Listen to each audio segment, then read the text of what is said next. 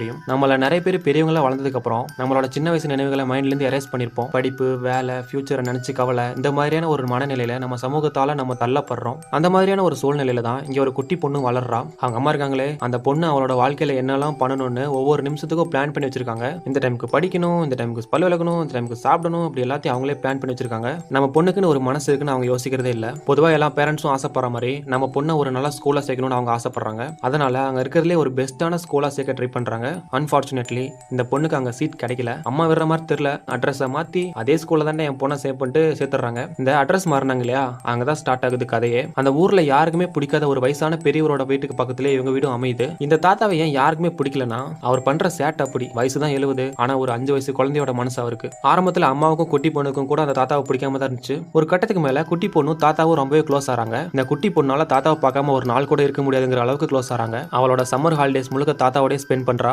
தாத்தா அவரோட இளமை வாழ்க்கையில சந்திச்ச லிட்டில் பிரின்ஸ்ங்கிற ஒரு கேரக்டரோட கதையை கேட்டு இம்ப்ரெஸ் ஆறா. அவளோட சம்மர் ஹாலிடேஸ் முழுக்க அந்த கதையை கேட்டு வளர்றா. ஒரு கட்டத்துக்கு மேல இந்த பொண்ணுக்கு தாத்தா மேல கோவம் வந்துடுது.